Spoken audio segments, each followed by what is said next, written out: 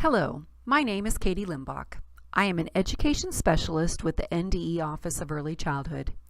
This is part 3 of a 3-part presentation focusing on the importance of play in a quality early childhood program. The first 2 sections presented some research that supports play, define types of play, the role of adults during play, and discuss the play environment. This third and final section will focus on observation and assessment during play. Play offers many opportunities for adults to observe and assess what children know. Just as adults should follow a child's lead during play, so should the adult follow the child's lead for assessment. If a child is playing with number cards and pegs, an adult could assess the child's knowledge of numerals. Asking the child to put away the number cards and pegs so the adult can assess letters has just undermined the child's learning, and the adult has lost an opportunity to observe some authentic learning.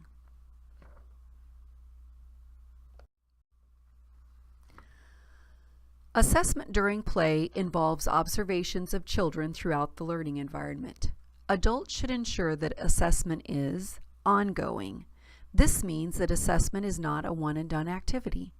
Adults should be gathering information throughout the day and the school year. Assessment should support the planning process by providing the adults with information that will guide the experiences children are having. These observations might be for an individual child, such as when an adult observes how a child is holding a pencil while writing in the house area, or the adult might observe that several children have been interested in the bugs they are seeing on the playground. The adult could provide materials or experiences to support both of these scenarios in the way that best meets the needs of the children. Adults should collect information through a variety of situations. When a child learns a skill, that skill should be generalized and used in a variety of situations. If a child can identify the numerals on flashcards, but can't identify the numerals on a puzzle, she isn't transferring knowledge. Adults want to see that children are able to use skills in multiple ways across the learning environment. Assessment must be documented in a way that is purposeful and meaningful. Documentation can be formal, as in a prepared checklist of social skills that children might use during play, such as asking for a toy, sharing or trading, or offering help to another child. Documentation can also be informal, as the adult observes children working together on a block structure and counting how many blocks they used. Documentation can be a simple note that is inputted into the online assessment system. It can be a video of children riding trikes, or it could be a picture of a child's finished art project. So, how do early childhood educators decide what children should know? And how do they decide what is appropriate for 3 or 4-year-old children to experience? The Nebraska Early Learning Guidelines provide a framework for early childhood educators to determine what children typically know and do by the age of 5. The Early Learning Guidelines also provide information on ways for adults to support learning across all the domains and how to support children with a wide range of abilities, including dual language learners and children from diverse backgrounds.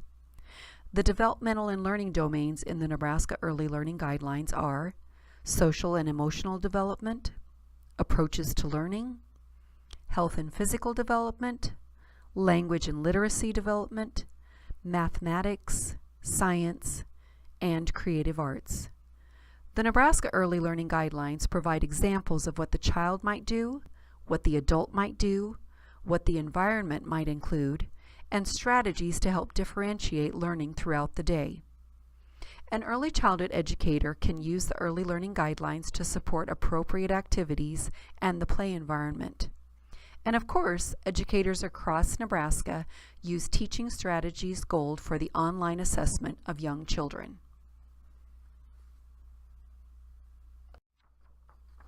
Let's look at the early learning math standards in practice during play.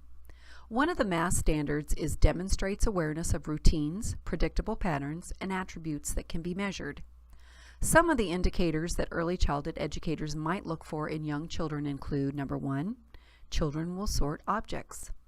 Number 2, children will physically align 2 objects to compare length. And number 3, Children will use comparative language when describing objects.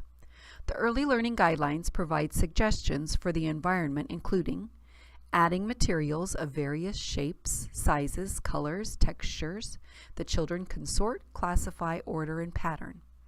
And by adding standard and non-standard measurement materials, both indoors and outdoors, including unit blocks, inch cubes, rulers, cups, buckets, and balance scales.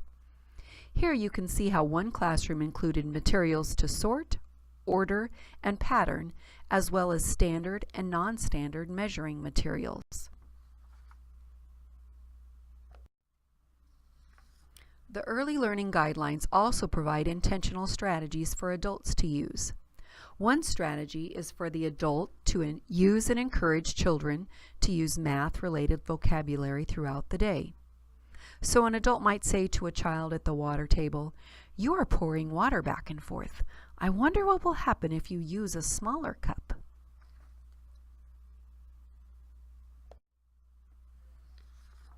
Or an adult might say to a child measuring a leaf with a ruler, "This leaf is 1 inch long.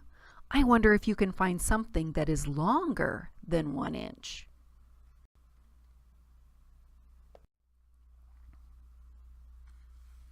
Or an adult might comment on a child making a pattern. "How did you decide what color would go next in your pattern?" Or they might say, "You have an A-B pattern, yellow, orange, yellow, orange."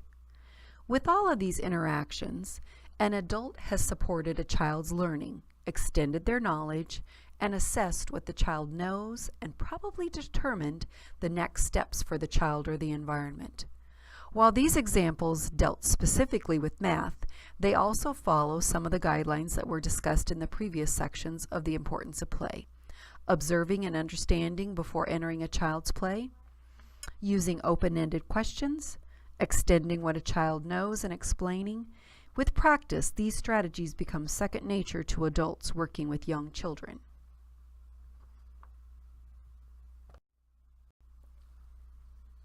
Assessment will go much smoother when adults have an observation focus.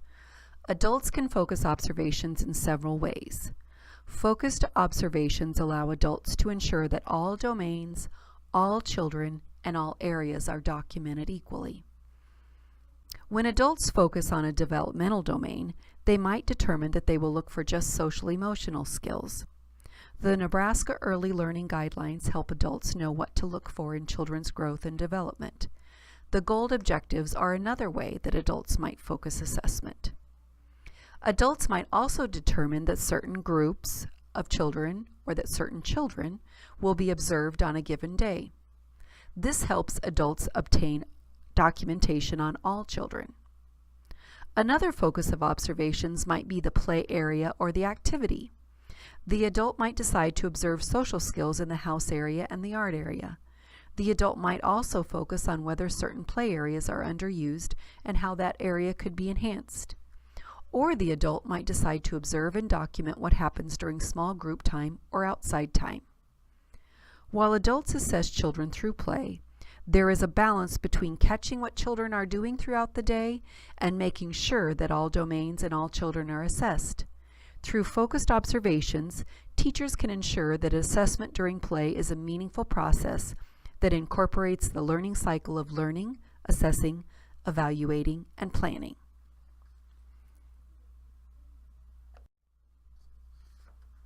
Let's look at how a teacher might assess a child during play. As we discussed in Part 2, before an adult joins play, it is important to first observe what a child is doing for a short period of time. So imagine that I am a classroom teacher and I see Jack playing at the water table. I approach him and watch briefly before I begin interacting. The focus of my observation may have already been determined. We'll imagine that I have decided to focus on several children, including Jack. Whatever the reason for determining the focus of the observation, I want to write a few notes during the interaction to help me remember what happened. Videos or photos can also be used. Later, I will turn the notes into a complete anecdote. I also want to remember that while the focus of the observation is how I started observing a child, I should not narrow my observation to only that detail. By broadening what I look for, I will be better able to see the whole child and what he is experiencing, plus connecting one observation to multiple domains or objectives is a time saver for teachers. Here is the anecdote that might be written after observing Jack at the water table. During playtime at the water table, Jack poured water into different size containers. He poured the water back and forth between two large cups. I asked, "I wonder what will happen if you use a smaller cup." Jack picked up a smaller cup and poured it into the larger cup. He said, "I need more water," and scooped up more water. While he poured the small cup into the large cup, he said, "The big cup has more water." We continued to discuss water, and he shared a story about swimming in a hotel pool. As he poured the water into a cup, he counted the cupfuls from 1 to 7. He continued to pour water into different size containers until it was time to clean up. He washed his hands and went to recall. While the anecdote may have been based on a specific developmental domain, all domains should be considered when assessing the anecdote.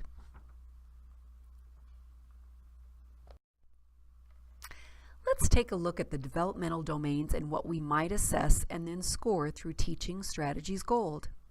There are several social-emotional development objectives that can be assessed. While Jack did not interact with peers in this example, he did interact with an adult. He also showed self-control as he used the water in a safe manner and followed classroom rules by washing his hands when it was time to clean up. For approaches to learning, Jack showed curiosity and persistence as he explored the water. Health and physical development examples are present as Jack used his fine motor skills to pour the water back and forth. He exhibited health practices while washing his hands. Nearly every interaction with a child will involve language or communication. When considering language and literacy, Jack spoke in complete sentences and carried on a conversation about a past time with the teacher. If more details are added about the swimming pool experience, Jack's vocabulary could also be assessed. The mathematic domain was evident as Jack used some math words including more. He compared amounts of water in containers and he counted to 7. This anecdote does not contain specific information on science, but had Jack started to experiment with objects that float, or had he mentioned how the water feels, science could have been assessed. Nothing in the anecdote connects with the developmental domain of creative arts, but once again, this might have changed if Jack had started to pretend he was mixing up a cake. From this example, you can see how one short play experience can connect to a multitude of developmental domains and provide a great deal of information on how a child is developing and growing. It can also provide the teacher with information on how to expand the child's learning and how to enhance the learning environment.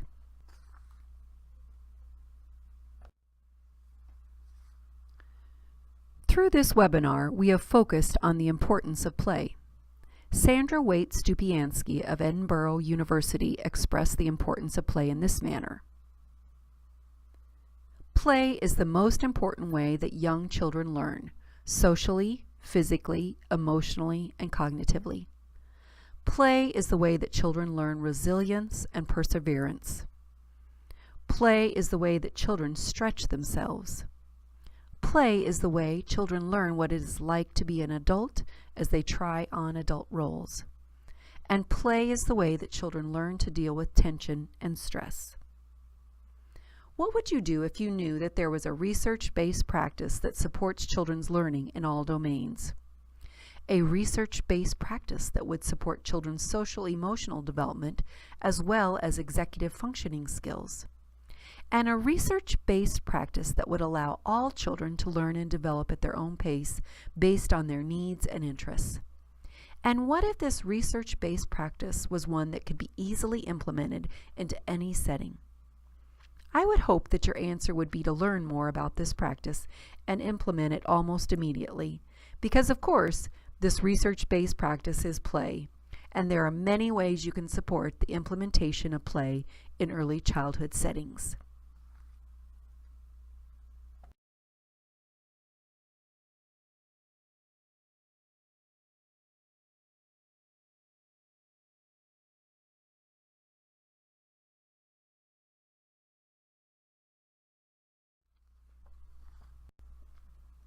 So, what can you do to support play? Join in by being a play partner. Watch, listen, and observe children as they play and then play with them. This validates what they are doing and how they are learning. Support play with intentional strategies that expand and extend their ideas. Intentional strategies also include providing a rich environment that encourages learning through engagement. Talk with families about what children do during play so they understand how learning is taking place during play. You might say to a family member, "Yesterday during blocks, Johnny built a tower and counted to 20. That's the first time I've heard him count all the way to 20. Or you might share, "In the house area, Amy and Penny both wanted a baby doll. They used the problem-solving strategies we've been learning to solve their problem and shared the baby for the rest of playtime. They are really maturing in how they treat other people." Expand your knowledge of play and what it means for children through regional trainings, classes, and books. The resources listed at the end of this PowerPoint can provide a starting point for expanding your knowledge of play. Think back on this PowerPoint and what you have learned about the importance of play. How will you assess children during play? How will you share that information? What do you feel is the most important aspect of providing play in a pre-K classroom? What will you do to promote the value of play in early childhood? Take a few minutes to reflect on this information and how it can be used in your daily interactions with children. Play is the foundation for every child's learning when knowledgeable adults support and understand play. It is not always easy, but once you embrace the power of play, you will enhance your teaching strategies and skills, as well as enhancing the experience of young children in your care.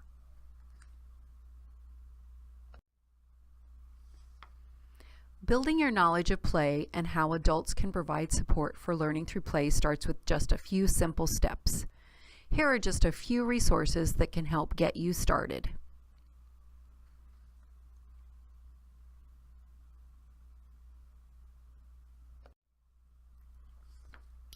Thank you for your time and attention, and thank you for the work you do to provide a quality early childhood experience for the children in your program.